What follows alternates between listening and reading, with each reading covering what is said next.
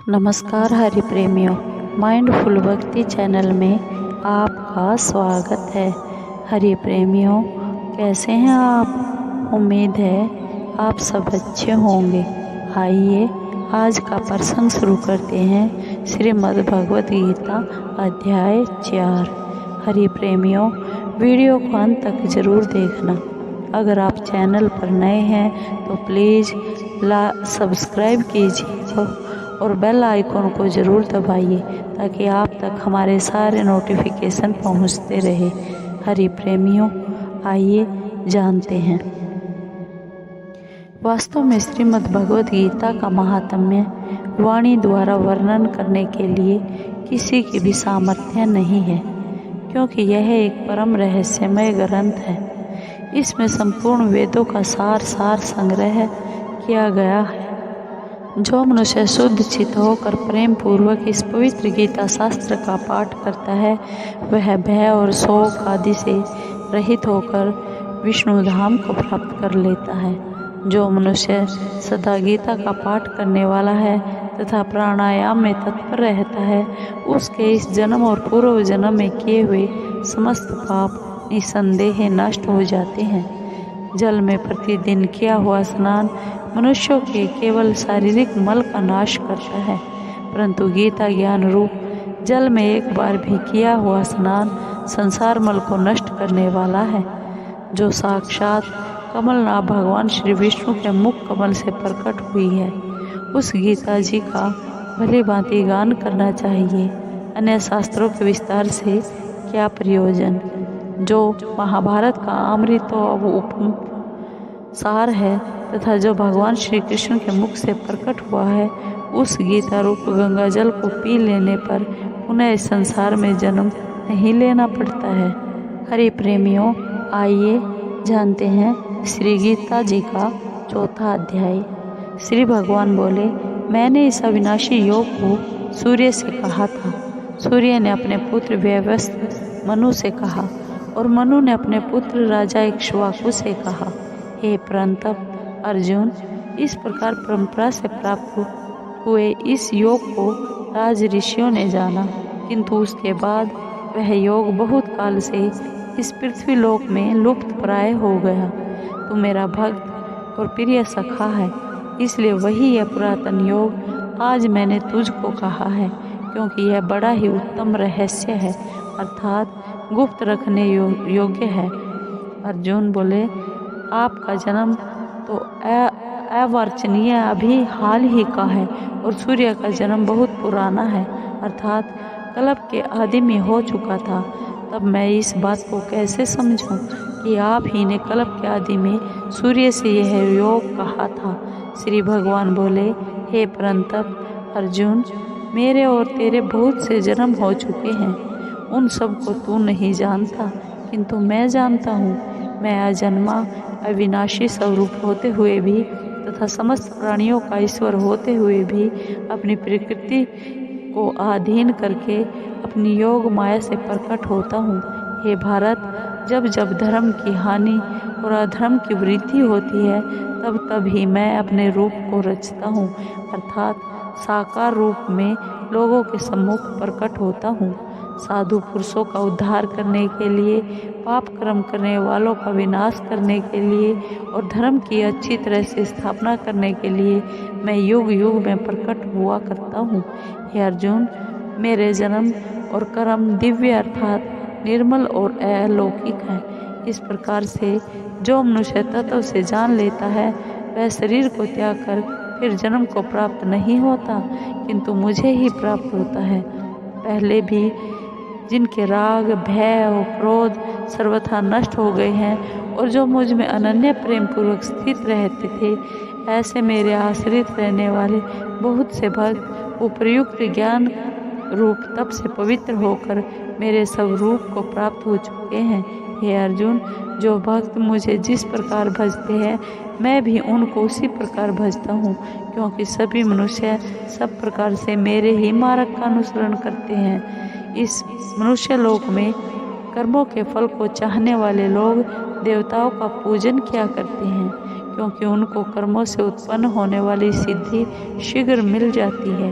ब्राह्मण, क्षत्रिय, वैश्य और शूद्र, इन 4 वर्णों का समूह गुण और कर्मों के विभाग पूर्वक मेरे द्वारा रचा गया है। इस प्रकार उस सृष्टि रचनाधि कर्म का कर्ता होने पर भी मुझ अविनाशी परमेश्वर को तू वास्तव में अकर्ता ही जान। कर्मों के फल में मेरी सप्रिया नहीं है, इसलिए मुझे कर्म लिप्त नहीं करते। इस प्रकार जो मुझे तत्व से जान लेता है वह भी कर्मों से नहीं बंधता। पूर्व काल में मुमुक्षुओं ने भी इस प्रकार जानकर ही कर्म किए हैं, इसलिए तू भी पूर्वजों द्वारा सदा से किए जाने वाले को ही कर्म कर। कर्म क्या है और अकर्म क्या है, इस प्रकार इसका निर्णय करने में बुद्धिमान पुरुष भी मोहित हो जाते हैं।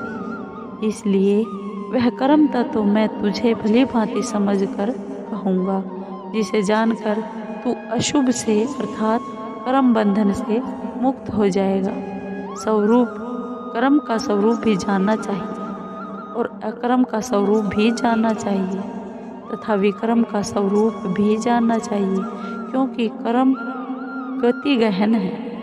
जो मनुष्य कर्म में अकर्म देखता है और जो अकर्म में कर्म देखता है वह मनुष्यों में बुद्धिमान है और वह योगी समस्त कर्मों को करने वाला है, जिसके संपूर्ण शास्त्र सम्मत कर्म बिना कामना और संकल्प के होते हैं तथा जिसके समस्त कर्म ज्ञान रूप अग्नि के द्वारा भस्म हो गए हैं। उस महापुरुष को ज्ञानी जन भी पंडित कहते हैं। जो पुरुष समस्त कर्मों में और उनके फल में आसक्ति का सर्वथा त्याग करके संसार के आश्रय से रहित हो गया है और परमात्मा में नित्य तृप्त है, वह कर्मों में भली भांति बरतता हुआ भी वास्तव में कुछ भी नहीं करता।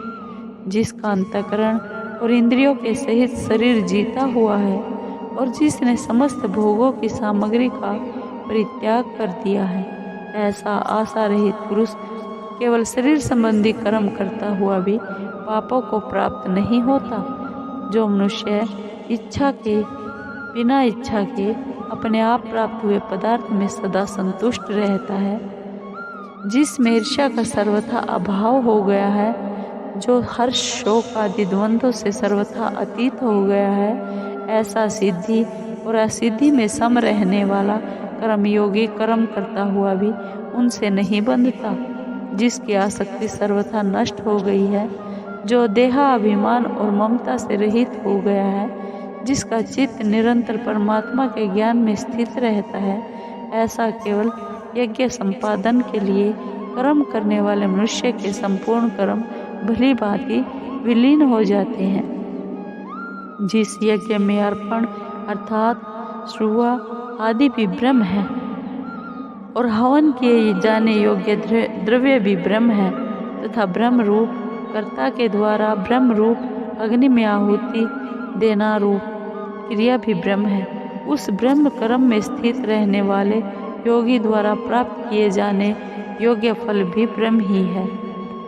दूसरे योगी जन देवताओं के पूजन रूप यज्ञ का ही भली भांति अनुष्ठान किया करते हैं और अन्य योगी जन पर ब्रह्म परमात्मा रूप अग्नि में अभेद दर्शन रूप यज्ञ के द्वारा ही आत्म रूप यज्ञ का ही हवन किया करते हैं। अन्य योगी जन श्रोत्र आदि समस्त इंद्रियों को संयम रूप अग्नियों में हवन किया करते हैं और दूसरे योगी लोग शब्दादि समस्त विषयों को इंद्रिय रूप अग्नियों में हवन किया करते हैं। दूसरे योगी जन इंद्रियों की संपूर्ण क्रियाओं को और प्राणों की समस्त क्रियाओं को ज्ञान से प्रकाशित आत्म संयम योग रूप अग्नि में हवन किया करते हैं। कई पुरुष द्रव्य संबंधी यज्ञ करने वाले हैं, कितने ही तपस्या रूप यज्ञ करने वाले हैं तथा दूसरे कितने ही योग रूप यज्ञ करने वाले हैं, कितने ही अहिंसा आदि तीक्ष्ण व्रतों से युक्त यत्नशील पुरुष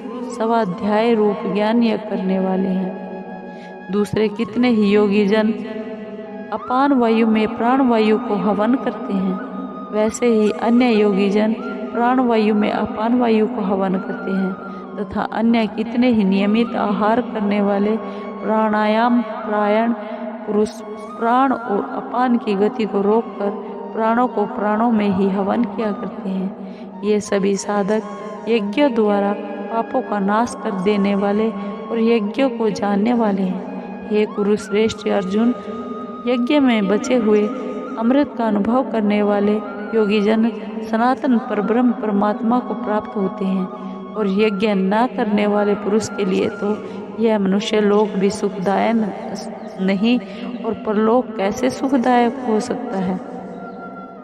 वाणी में विस्तार से कहे गए हैं।